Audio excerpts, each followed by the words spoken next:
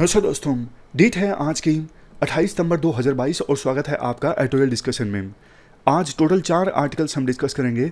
सबसे पहले article discuss करेंगे द हिंदू का, lack of quality engineering education से संबंधित। दूसरे नंबर पे हिंदू का ही आर्टिकल इंडिया नेपाल रिलेशंस में हाइड्रो इलेक्ट्रिक पावर के पोटेंशियल से संबंधित। नेक्स्ट आर्टिकल हम डिस्कस करेंगे लाइव मिंट का, कॉन्स्टिट्यूशनल मोनार्की से संबंधित।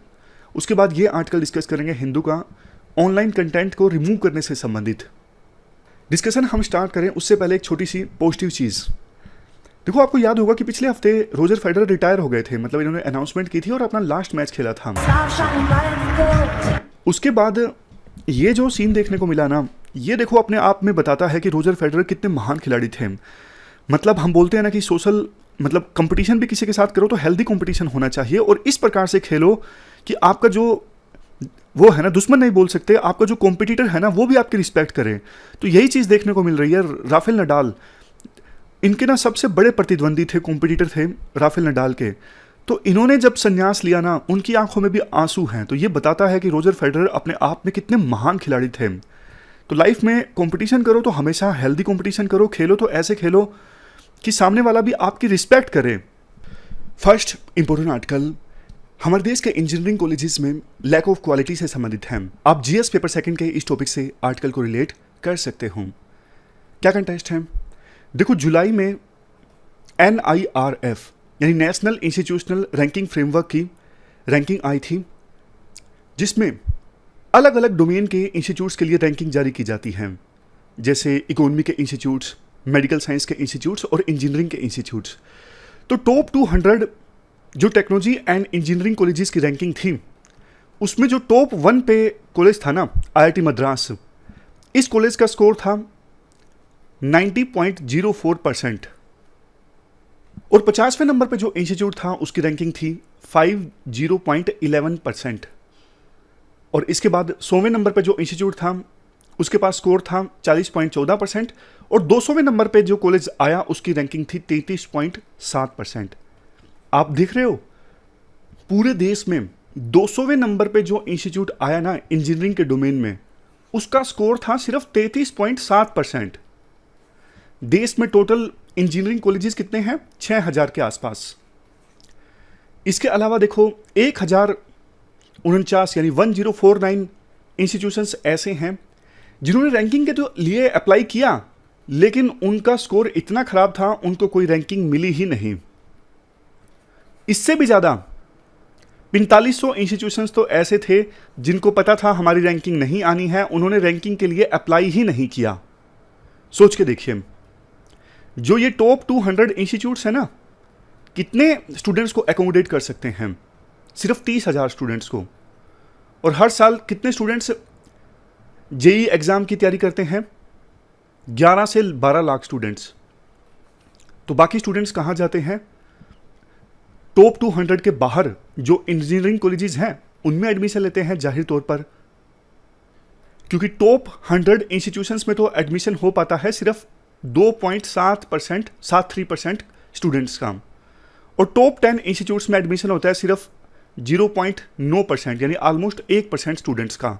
अक्सर देखो हम ना न्यूज़पेपर्स में ऐसी खबरें देखते हैं, अदिति को फेसबुक ने 1.6 करोड़ का पैकेज दिया, एक छात्र को 1.25 करोड़ का पैकेज मिला। अक्सर ऐसी खबरें हम देखते हैं ना।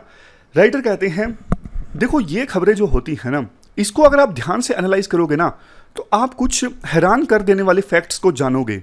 जैसे कि अक्सर ये जो 1-1 करोड़ के पैकेज मिलते हैं ना, ये USA में या फिर दूसरे देशों में मिलते हैं। वहाँ पर तो उन देशों में रहने का खर्चा ही इतना ज़्यादा हो जाता है, रेंट बहुत ज़्यादा है, खाने का खर्चा बहुत ज़्यादा है। इसके अलावा पैकेज में ना बहुत सारी चीज़ें धोखा देने वाली होती हैं। फॉर एग्जाम्पल, पैकेज में ऐसी ऐसी बातें बोली जाती हैं, जैसे आपको ना इतने पैसों के तो ESOP मिलेंगे। ESOP मतलब employee stock options plan. Employees को कुछ शेयर मिल जाते हैं कंपनी के, जैसे अनअकैडमी वाले या फिर जो PW वाले हैं ना, फिजिक्स वाला जो अलग पांडे हैं, उन्होंने जैसे ओनली IAS को परचेज करने की कोशिश की थी, तो उन्होंने ये ऑफर दिया था कि आप हमारे लिए काम कीजिए, हम आपको ESOP दे देंगे, ऐसा उन्होंने कहा था। मतलब एम्प्लॉइज़ को कुछ शेयर्स दे दिए जाते हैं ताकि एम्प्लॉइज़ काम करते रहें ईसॉप के लालच में। इसके अलावा इन पैकेजेस में और क्या क्या चीजें शामिल होती हैं, जैसे कि sign on bonus. Sign on bonus में क्या होता है, एग्जांपल देके बताता हूं। मान लीजिए कोई कैंडिडेट है महेश। अब महेश को ना दोनों कंपनी से ऑफर मिला है, टीसीएस से भी और इन्फोसिस से भी। पैकेज सेम है, 9 लाख का। तो महेश बोलेगा टीसीएस वालों को, हम आपके यहां पे क्यों काम कर रहे हैं, जबकि इन्फोसिस भी हमें 9 लाख का पैकेज दे रही है। तो टीसीएस ऑफर करेगी साइन ऑन बोनस, अगर आप हमारे यहां पे एम्प्लॉय बनते हो तो हम आप कॉन्ट्रैक्ट साइन करोगे, कुछ बोनस आपको दे देंगे, तो आपका पैकेज थोड़ा सा बढ़ जाएगा इन्फोसिस से। बस वो पहले साल दिया जाता है, मतलब कई कंपनीज तो उसी समय देती भी नहीं है, काफी महीनों में थोड़ा थोड़ा करके देती हैं साइन इन बोनस। समझ गए? पैकेज ऑफर सेम था महेश के लिए दोनों कंपनीज में, लेकिन टीसीएस ने कह दिया कि हम आपको 2 लाख साइन इन बोनस दे देंगे। यानी अगले साल तो 9 लाख का ही पैकेज रहेगा, लेकिन इस साल क्योंकि आप हमारे साथ साइन इन कर रहे हो तो 2 लाख आपको एक्स्ट्रा मिल जाएंगे, जो कई कंपनीज थोड़ा थोड़ा करके देती रहती हैं कई महीनों तक, ताकि एम्प्लॉय को मोटिवेशन रहे और वो कंपनी छोड़े ना। रीलोकेशन अलाउंस, पहले साल में कंपनी रीलोकेशन अलाउंस दे देती है कि आप हमारे यहाँ पे शिफ्ट हो रहे हो तो थोड़ा सा हम आपको पैसा दे देते हैं ताकि आप आसानी से रीलोकेट कर सको। तो ये सब कुछ शामिल होता है इनिशियल पैकेज में, बट पेरेंट्स ये समझते नहीं हैं। और देखो 30,000 स्टूडेंट्स जो टॉप 200 में आते हैं, उनमें से कितने लोगों के ऐसे ऐसे पैकेज लगते हैं? मुश्किल से 100 स्टूडेंट्स के ऐसे पैकेज लगते होंगे। लेकिन जब अखबारों में ऐसी खबरें आती हैं, पेरेंट्स पढ़ते हैं, तो वो अपने बच्चों को बोलते हैं ऐसा ही पैकेज हमें भी चाहिए।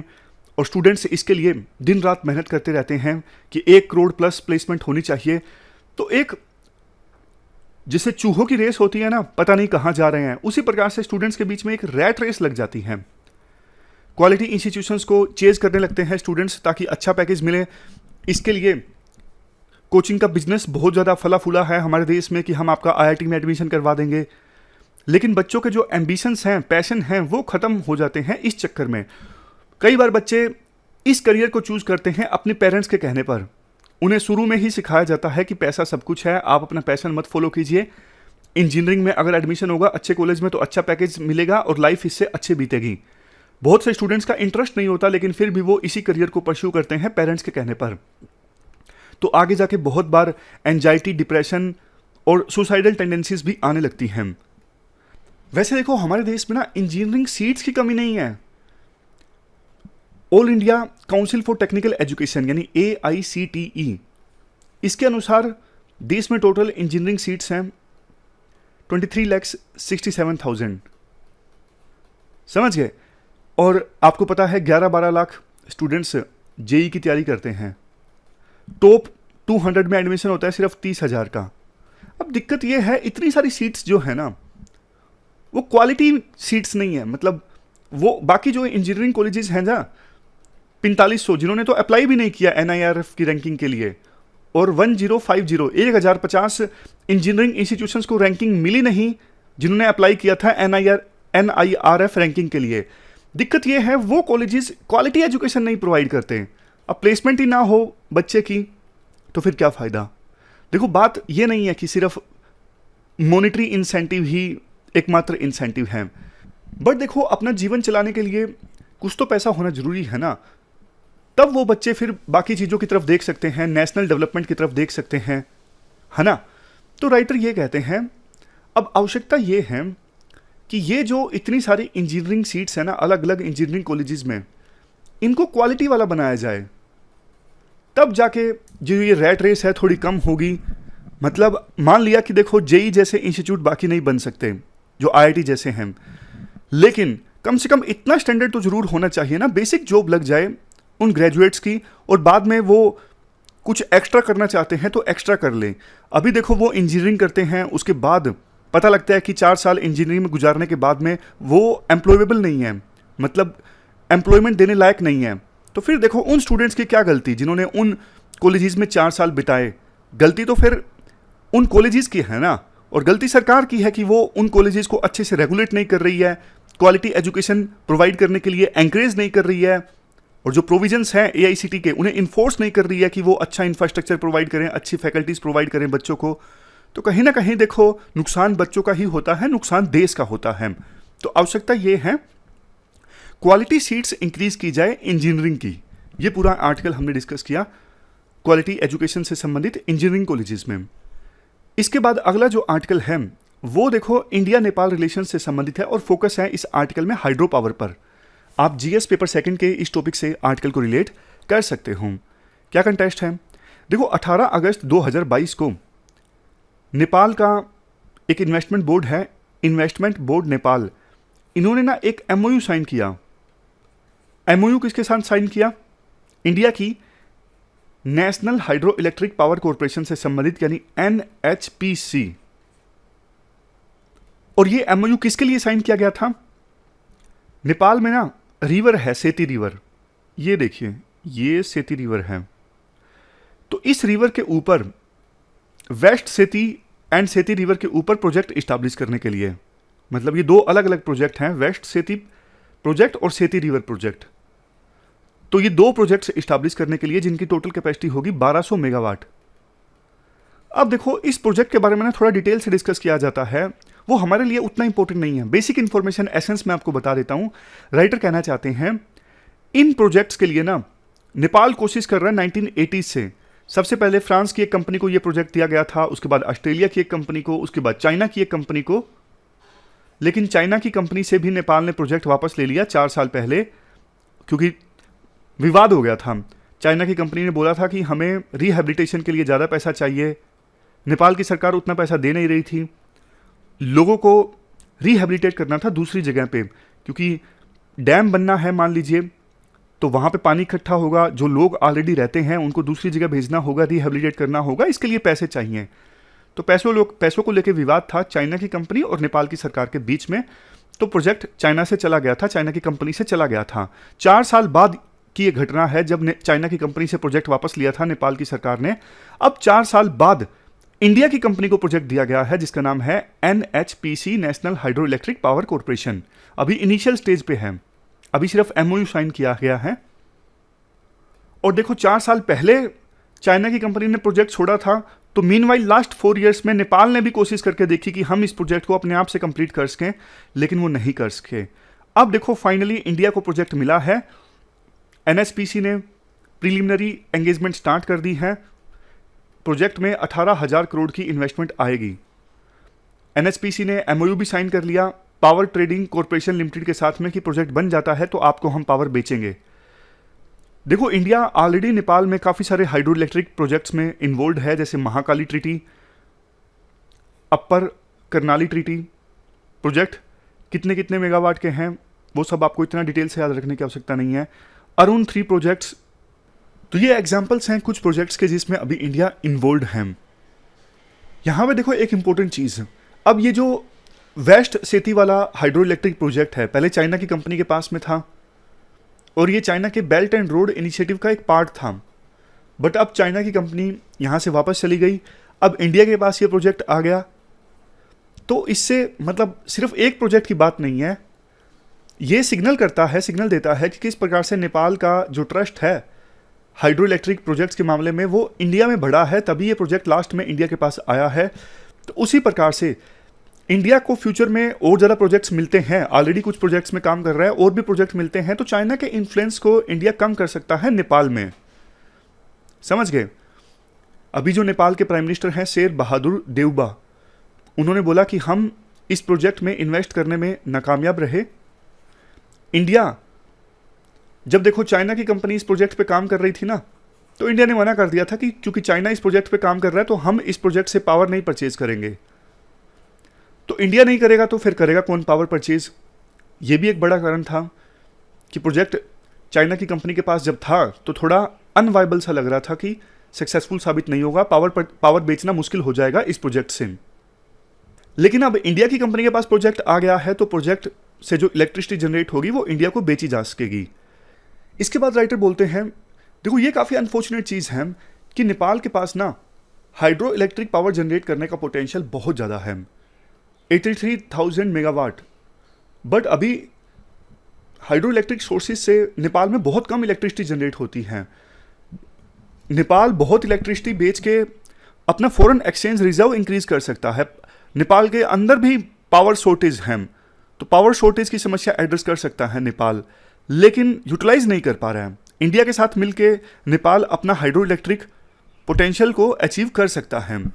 ये कुछ एग्जांपल दिया जाता है कि अगर नेपाल अपने हाइड्रो इलेक्ट्रिक पावर को अच्छे से हार्नेस करे, यूटिलाइज करे ना, 2023 तक इतना रेवेन्यू जनरेट कर सकता है 330 बिलियन रुपीज़, और 2045 आते आते 1069 बिलियन रुपीज़ जनरेट कर सकता है इंडिया को इलेक्ट्रिसिटी बेचकर। और इंडिया में भी अब देखो कोल की दिक्कत है थोड़ी, कोल इंडिया इंपोर्ट कर रहा है। 70% इलेक्ट्रिसिटी इंडिया में जनरेट होती है वो आज भी coal based thermal power plant से होती है, लेकिन कोल की कमी है, कोल इंडिया इंपोर्ट करता है, महंगा पड़ता है, फॉरेन एक्सचेंज रिजर्व भी जाता है। लेकिन नेपाल से हाइड्रो इलेक्ट्रिक पावर अगर इंडिया परचेज करेगा तो सही रहेगा, इंडिया के लिए फ़ायदा होगा इससे। इसके बाद राइटर बोलते हैं अगर देखो इस प्रोजेक्ट को सफल बनाना है ना तो कुछ चीज़ों पे ध्यान देना होगा।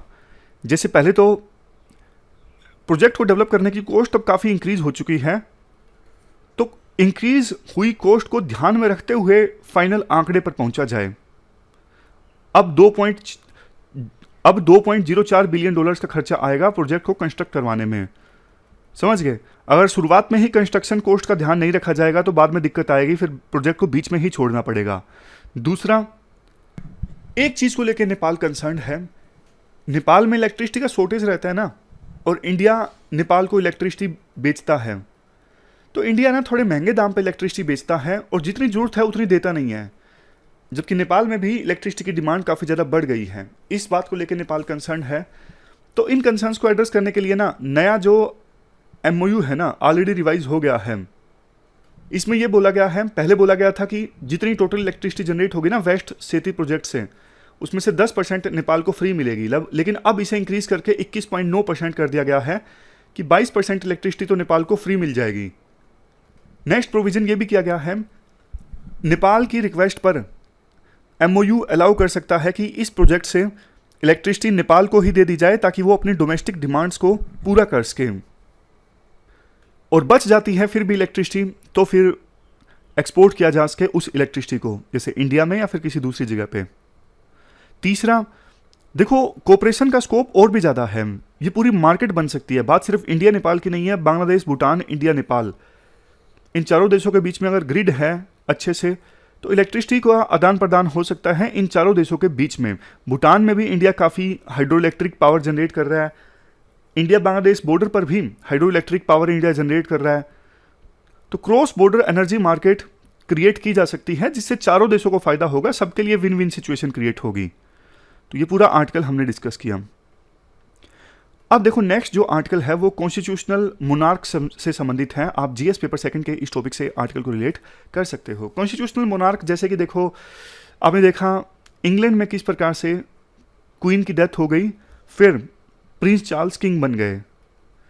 तो इंग्लैंड में कॉन्स्टिट्यूशनल मोनार्की है। वैसे तो संविधान है, हालांकि UK का जो संविधान है वो रिटन नहीं है, लेकिन संविधान तो है। सब कुछ वहाँ पे प्राइम मिनिस्टर की चलती है, लेकिन जो मोनार्की है, किंग का रूल है, वो नॉमिनल है। नॉमिनल का मतलब उनके पास पावर नहीं है, जैसे हमारे देश में प्रेसिडेंट होते हैं ना, उनके पास पावर नहीं होती, सिर्फ दिखाने के लिए होते हैं वो। मतलब उनके पावर होती उनके नाम पे है, लेकिन यूज प्राइम मिनिस्टर करते हैं, नाम उनका चलता है। जैसे IAS बनते हैं तो कहते हैं ना अपॉइंट किया जाता है प्रेसिडेंट के द्वारा। वो नॉमिनल हेड हैं देश के और एग्जीक्यूटिव हेड प्राइम मिनिस्टर हैं। तो वहाँ पे हमारे देश में तो प्रेसिडेंट का इलेक्शन होता है, बेशक डायरेक्ट ना हो, लेकिन इंग्लैंड में जैसे हमारे यहाँ पे प्रेसिडेंट है, वहाँ पे किंग हैं जो नॉमिनल हेड होते हैं, लेकिन वो उनका ना हेरिडिटरी सिस्टम चलता आ रहा है। क्वीन के बेटे प्रिंस अब किंग बन गए। तो ये है कॉन्स्टिट्यूशनल मोनार्की, राजा का रूल तो है जो कि नॉमिनल हेड हैं सिर्फ। अब क्वेश्चन ये उठता है क्या ये सही है। देखो 2-3 आर्ग्यूमेंट जो इस कॉन्स्टिट्यूशनल मोनार्की के पक्ष में दिए जाते हैं। एक तो ये बहुत पुराना इंस्टीट्यूशन है, दूसरा मतलब आपके मन में आया होगा पुराना इंस्टीट्यूशन है तो क्या चलने दिया जाए। अब वही बात होती है, कई चीज़ ना कस्टम से जुड़ी होती है, चेंज लाना इतना आसान नहीं होता। इंग्लैंड में ये सिस्टम सदियों से चला आ रहा है, तो इसलिए इसे ख़त्म नहीं किया जा रहा है, जो उनके कस्टम और ट्रेडिशन से अब जुड़ चुका है। दूसरी चीज़ देखो, डेमोक्रेसी में अक्सर आपने देखा होगा डेमागोग लीडर्स मतलब वो लीडर्स जो लोगों के पैशन को इन्वोक करते हैं वोट्स लेने के लिए। जैसे इंडिया में आपने देखा होगा ना, कुछ लोग बोलते हैं हमारा धर्म खतरे में है, कुछ लोग बोलते हैं हमारी जाति खतरे में है। तो ये बोल के लोगों को डरा के उनके पैशन को इन्वोक किया जाता है ताकि ज़्यादा से ज़्यादा वोट्स कैप्चर किए जा सकें। कोई कहता है हमारा देश खतरे में है, कोई कहता है हमारा राज्य खतरे में है। तो इससे डर की भावना पैदा की जाती है। समझ रहे हो, पैशन इन्वोक किया जाता है। कोई एक लीडर ऐसा नहीं करता, सभी ऐसा करते हैं। पैशन इन्वोक करते हैं, लोगों के अंदर इमोशंस, कोशिश करते हैं कि लोगों में इमोशंस उमड़ के आए जो हम बोल रहे हैं, और फिर लोग हमको वोट दें। तभी तो ये डर दिखाया जाता है, या फिर खुशी दिखाई जाती है। खुशी ऐसे दिखाई जाती है जैसे प्रधानमंत्री मोदी बोलते हैं कि इंडिया बहुत तेज़ी से आगे बढ़ रहा है, मतलब अच्छी अच्छी बातें करवाते हैं, महान फील करवाते हैं कि अब हम बहुत आगे निकल गए हैं। जैसे अरविंद केजरीवाल बोलते हैं सब मिले हुए हैं सर जी, सारे पॉलिटिशियंस आपस में मिले हुए हैं, हम सब मिलके देश को महान बनाएंगे। मतलब इमोशंस को इन्वोक करते हैं, हर लीडर ऐसा करता है। तो ऐसे लीडर्स जो डर दिखा के सत्ता में आ जाते हैं, वो देखो डेमोक्रेसी के लिए फिर खतरा है, क्योंकि उन्होंने जैसे तैसे करके कुछ भी करके सत्ता हासिल कर ली है। क्या वो अच्छे से सत्ता को चला पाएंगे? और दूसरी चीज़, इससे देश भी तो टूटता है ना। कोई धर्म के नाम पे वोट मांग रहा है, धर्म खतरे में बोल के, कोई देश खतरे में बोल के देश के नाम पे वोट मांग रहा है, कोई जाति खतरे में है, जाति के नाम पे वोट मांग रहा है। तो अलग अलग आइडेंटिटीज़ में लोग बट जाएंगे, कोई धर्म के नाम पे बट जाएगा, कोई जाति के नाम पे बट जाएगा, कोई एथनिसिटी के नाम पे बट जाएगा, तो देश तो टूट जाएगा ना।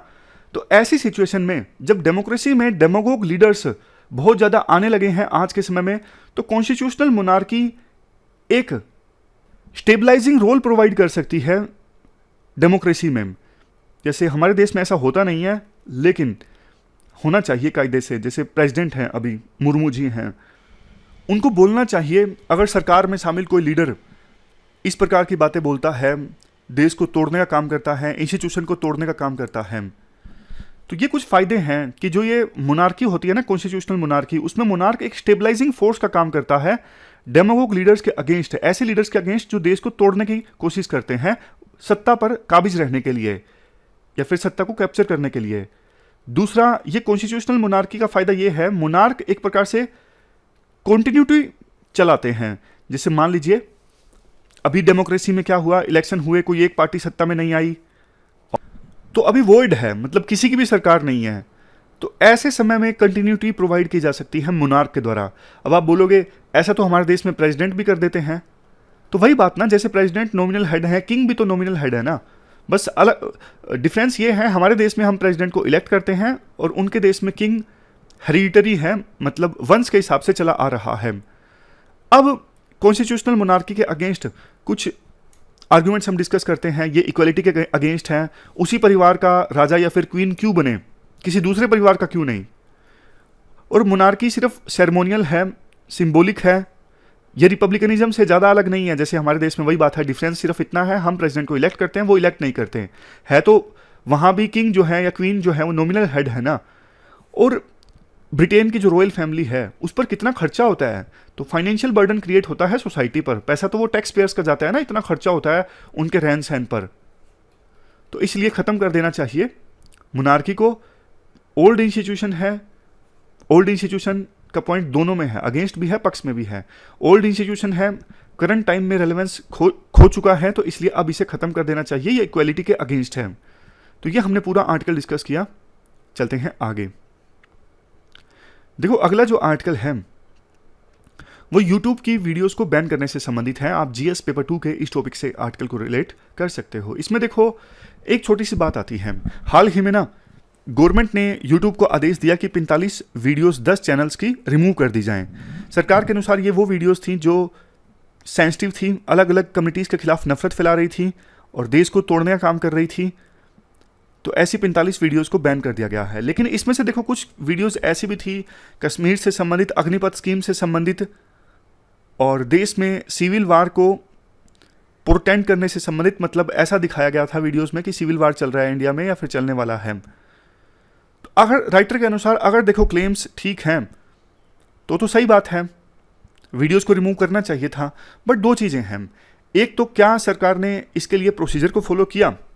प्रोसीजर तो कायदे से ये है जो 2021 के रूल्स में आया था, एक इंटर डिपार्टमेंटल कमेटी बैठेगी, वो कंटेंट के ऊपर कंप्लेंट्स को कंसीडर करेगी, उसके बाद कमेटी की रिपोर्ट के आधार पर ऑथराइज्ड ऑफिसर अप्रूवल लेंगे इंफॉर्मेशन एंड पब्लिशिंग मिनिस्ट्री के सेक्रेटरी से।